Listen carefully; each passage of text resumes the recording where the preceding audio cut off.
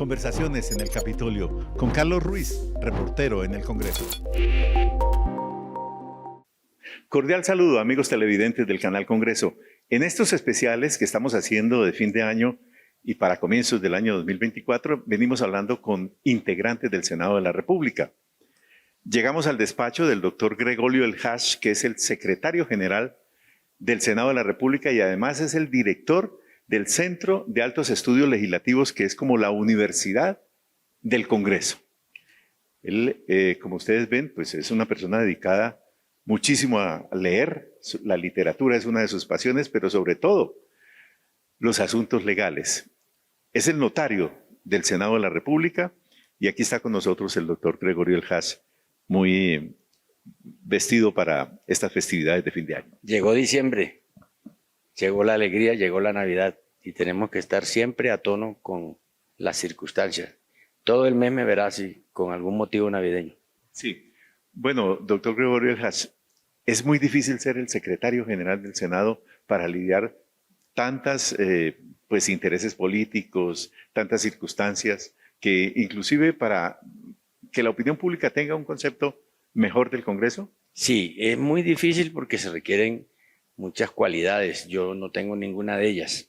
Hay que conocer mucho el derecho constitucional. El que no sepa derecho constitucional, que no venga por acá. Hay que saber mucho derecho parlamentario, que es una ciencia que estamos posicionando, que le estamos ganando legitimidad en Colombia y vamos muy bien. Pero hay que tener también talante para escuchar a todo el mundo, para oírlos y saber cómo se le ayuda a resolver sus cosas. Yo en otras ocasiones he resumido ser independiente, pero también ser neutral. Es decir, el secretario no se puede dar el lujo de tener una militancia partidista, por ejemplo. Solo en época electoral, desde luego, eso es un derecho fundamental. Pero tiene que ser absolutamente higiénico en lo político. No puede darse la libertad de estar para un lado o para el otro. Todos son importantes, todos son sus jefes, todos son congresistas, todos llegaron con un esfuerzo muy grande para obtener el voto popular, que es la mejor credencial que puede haber, es la de alguien que ha sido elegido por votación popular, de manera que no es nada fácil. Y así mismo hay que lidiar con la incomprensión de la opinión, porque de aquí para afuera la gente piensa que aquí no se trabaja. O hay unos mitos, por ejemplo, que nosotros no trabajábamos de diciembre 16 a marzo 16, ahora es febrero, y que salíamos a vacaciones, ojalá. No, lo que hay es receso legislativo, quiere decir que en esos días no se pueden hacer leyes, pero las demás funciones hay que hacerlas porque la Constitución obliga. Y así hay muchas cosas, por ejemplo, a los congresistas no les pagan vacaciones, ellos no tienen vacaciones, se las indemnizan, pero ellos no tienen vacaciones como todos los funcionarios públicos que nos dan 15 días hábiles cada año. Que solamente se trabajan 2 días a la semana, no, solamente 2 o a veces 3 o a veces hasta 4, vamos a plenaria, pero el trabajo que menos hay que hacer es ir a plenaria. El trabajo está afuera con las comunidades, en las instituciones, en las oficinas, en las comisiones que se hacen aparte de las plenarias, haciendo gestión para conseguir soluciones para la región. Yo digo que mendigándole a la rama ejecutiva para que dé los recursos para los municipios y departamentos. Todo eso lo tienen que hacer los congresistas. Pero además, algo que la gente no le tiene estimación, también tiene que ir a atender su electorado, a los que votaron por ellos, que también tienen necesidades. Pues es que ese es el primer deber del congresista, atender a quienes lo eligieron, atenderlos en términos de las necesidades de la Junta Comunal, del Comité Municipal de Deporte, de lo que haya. Entonces termina trabajando más horas a la semana un congresista, por más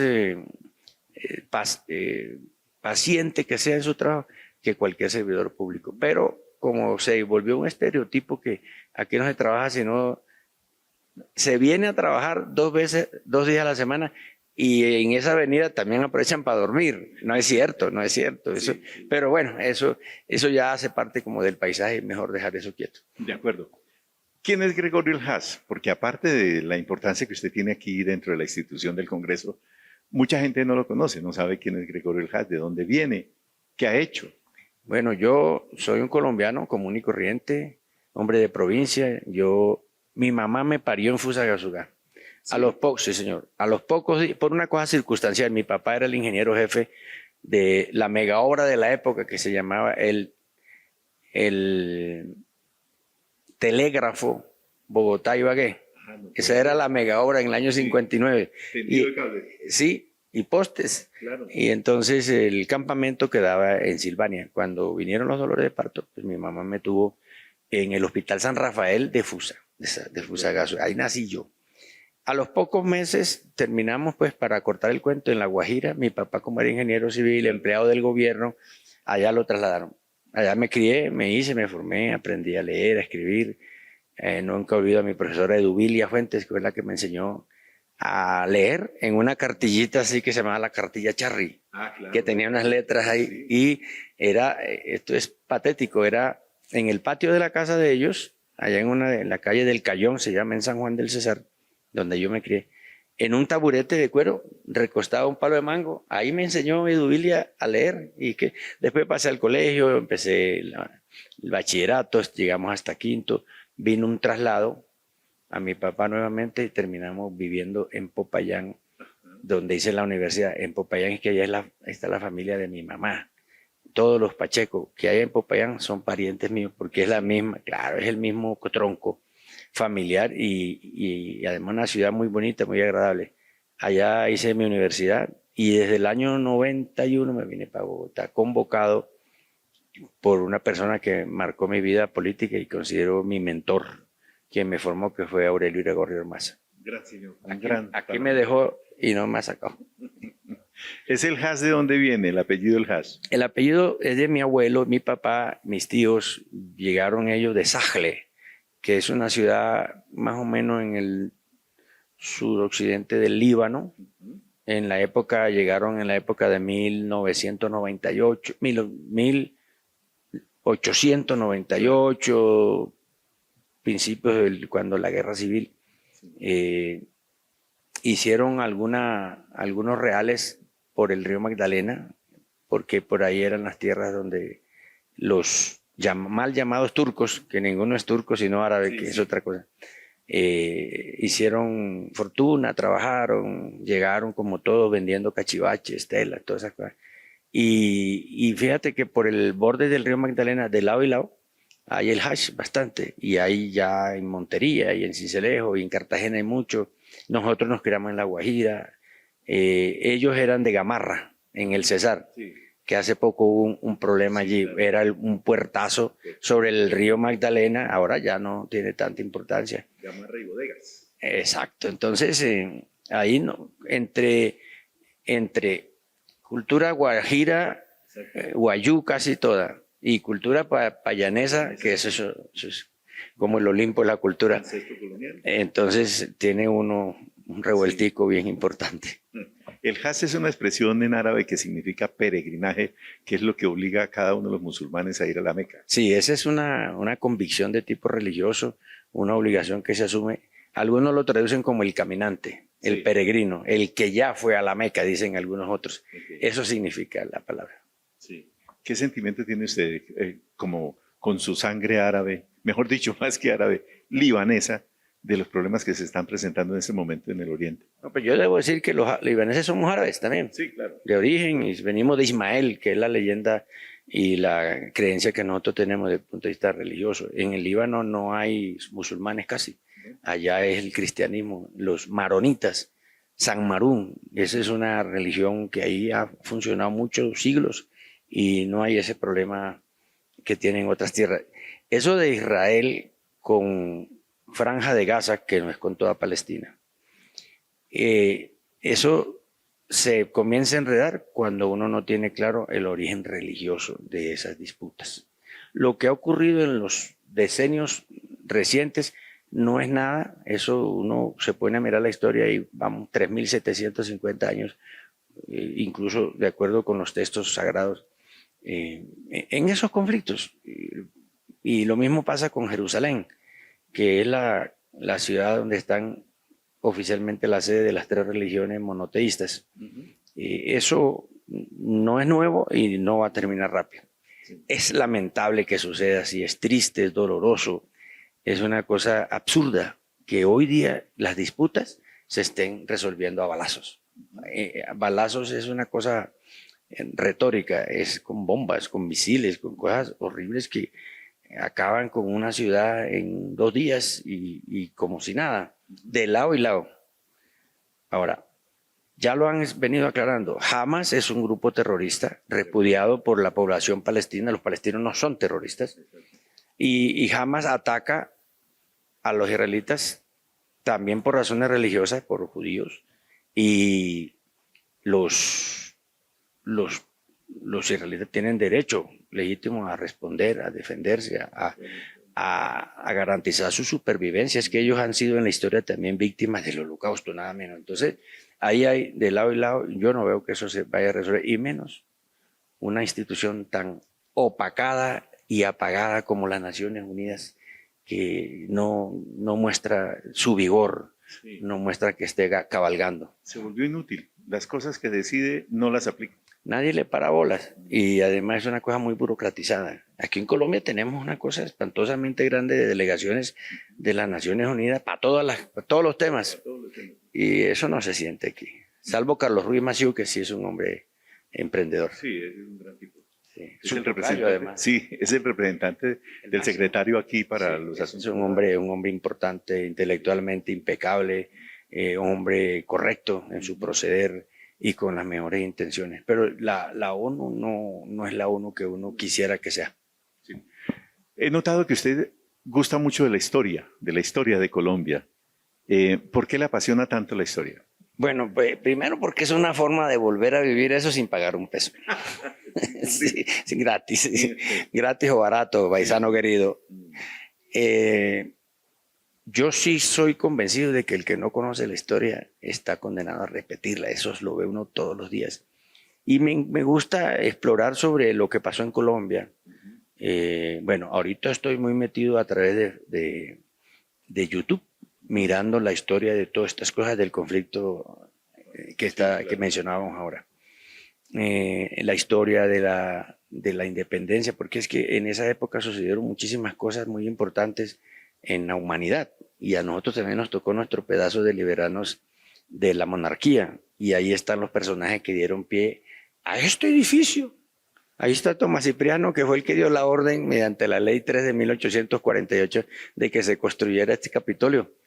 Ahí está Santander, que dijo eso que decíamos esta mañana: las armas os han dado la libertad, las armas os han dado la independencia, las leyes os darán la libertad. Y yo digo que el conocimiento nos dará el progreso. Entonces, eso me motiva, pero además yo creo que tengo por allá una pullita popayaneja.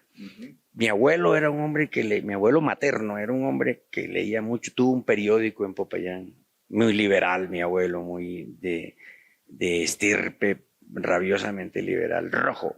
El periódico se llamaba Bandera Roja. Desde luego, en algún momento que se estaba excediendo, lo excomulgó la Iglesia Católica, mi abuelo. Sí. Por eso, Popayán es una meca, pues, del catolicismo. Tomás Cipriano tuvo mucho que ver en lo que hoy somos. ¿Sí? Como Simón Bolívar también, como Santander, como tantos otros, Nariño, todos los próceres. Pero a mí me pasa es que en Colombia hay unos escritores excelentemente buenos de biografía. Ese es un género que a mí me apasiona. Porque en la biografía tú vas explorando la historia. En cambio, con saber historia no sabes biografía. Entonces, eso a mí me apasiona. Cada que puedo me escapo para allá. O mis amigos me traen, me ponen al día. Por ahí me trajeron de la Universidad del Cauca, donde yo me gradué. No sé cómo hicieron para graduarme de abogado. Yo fui muy rebelde. ¿Sí? Y sigo siendo, sí. Va a cumplir 200 años de fundada en el 27. La fundó Santander en una ley de ese año, del 1827. Entonces, va a cumplir y decidieron hacer una colección de las mejores piezas literarias, históricas, biografías. Y alguien tuvo la buena ocurrencia de, como saben, de esa inclinación mía, me trajo unas cartas entre Tomás Cipriano y Simón Bolívar, en una edición bella que hizo la Universidad del Cauca, que ya está disponible y van a sacar 200 ejemplares, 200 títulos por los 200 años de la Universidad del Cauca. Ahí estoy. Bueno, ¿puedo decir algo de vanidad? Sí. Anoche me pusieron la medalla máxima de la Asociación de Exalumnos de la Universidad del Cauca y yo soy exalumno. Excelente. Y no, es un reconocimiento. No, eso se debe, como se lo dije, a la exagerada posición de ellos. Yo lo único que hago es hacer mi trabajo medio bien. ¿Usted se considera un liberal radical, de esos viejos liberales radicales? Sí, yo creo que hoy podría decir que yo soy un buen socialdemócrata.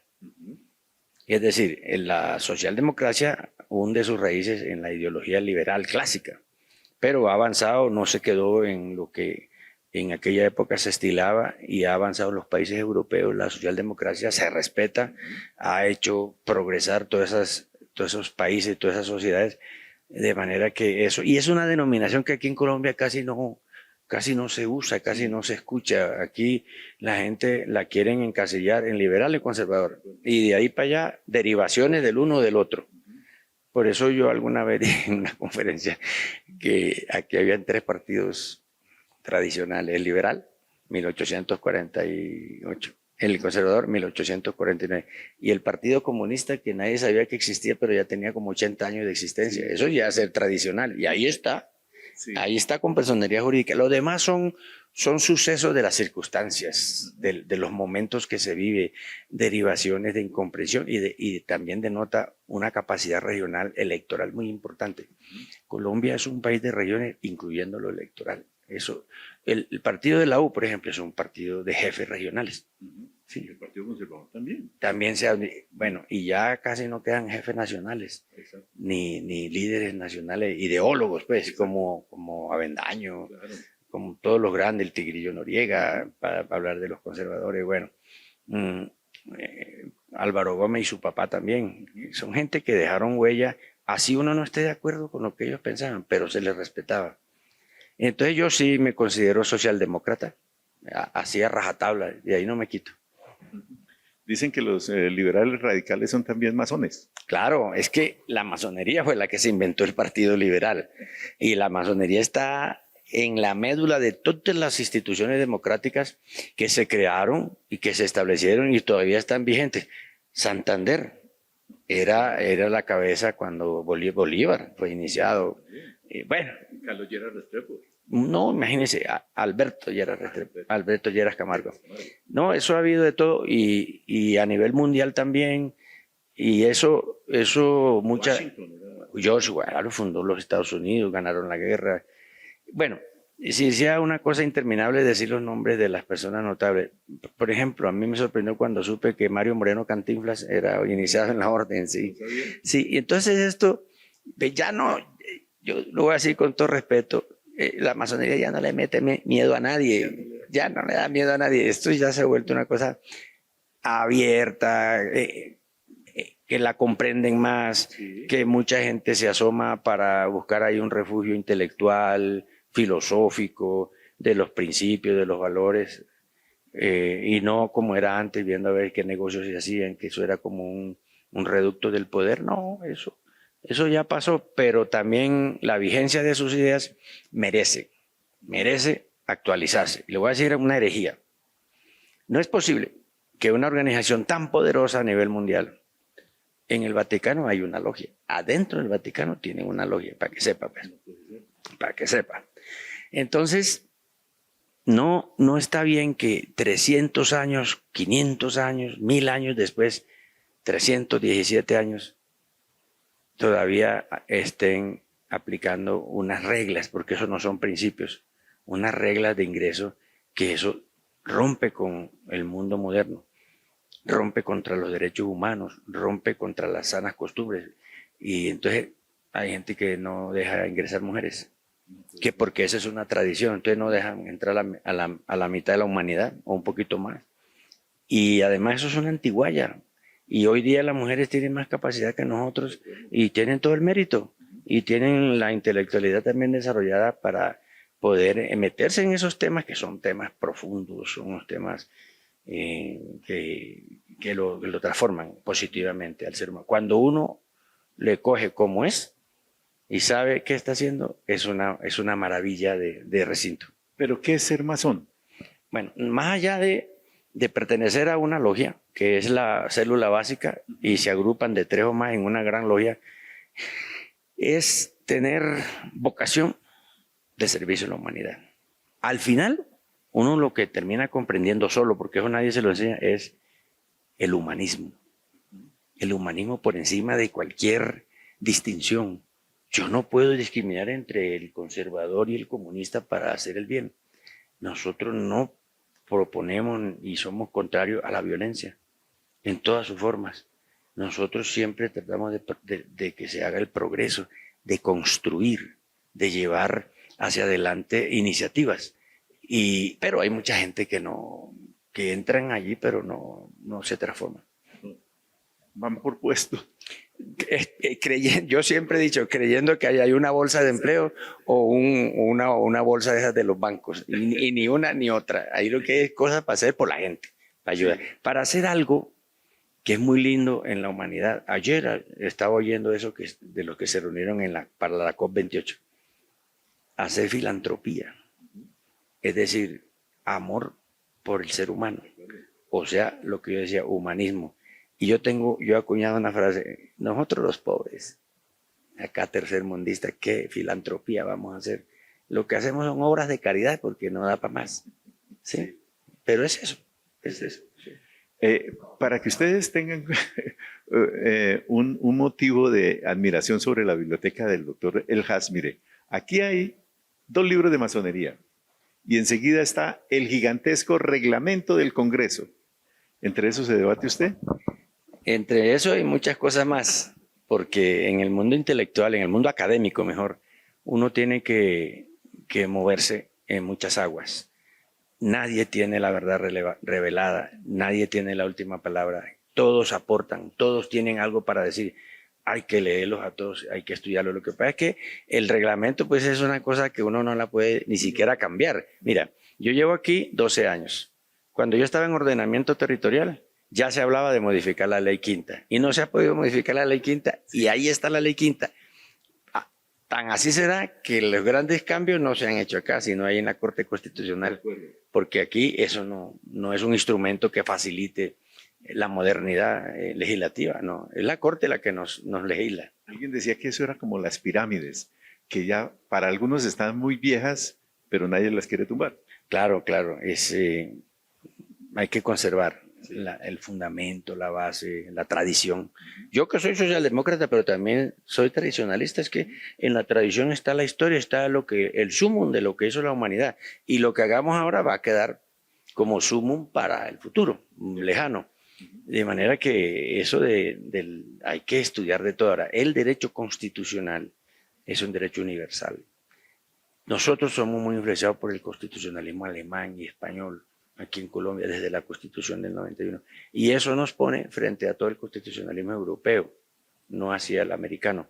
Y yo tuve la fortuna de tener unos muy buenos profesores, todavía los conservo, y entonces me hicieron ese daño de meterme a estudiar el constitucional, sí. Sí, pero muy bueno. Usted es una persona reconocida como un gran conocedor del derecho constitucional. Bueno, queremos concluir esta conversación que para mí es muy amable, muy agradable, con un mensaje que usted le dirija a la audiencia del Canal Congreso con motivo de este fin de año y comienzos del 24. Bueno, esto de la Navidad es en serio. No es para tomar trago, ni para mover el comercio, que también se ve. Esto es una cosa una vacación del espíritu, en el entendido de que hay que reflexionar qué se hizo en el año que termina, qué vamos a hacer en el otro, cómo estuvo la relación con la familia, con los hermanos, con los compañeros de trabajo, con los enemigos también, ¿sí? Que no hay que tenerlos, pero aparecen. Y entonces yo siempre he concebido esta temporada navideña, más allá de un concepto netamente religioso, un fenómeno antropológico en nuestras culturas occidentales judeocristianas, porque en otras partes Esto no funciona así y entonces es el 5 y 6 de enero cuando llegan los Reyes Magos, pero al fin y al cabo tiene la misma raíz. Es para visitar al que uno nunca ha visitado, es para lo que uno nunca hace, ir a visitar a alguien que esté hospitalizado, ir a visitar y a ver cómo está alguien que esté preso. Esas cosas que también son mandatos del cristianismo, pues es para hacerlo, es para cumplirlo, es para ese tiempo que uno no va a gastar yendo al trabajo y volviéndose, gastándose 2 horas para ir y 2 horas para regresar, hay que dedicarlo a esas cosas que engrandecen el espíritu, fortalecen, justifican estar en este planeta. Realmente es eso.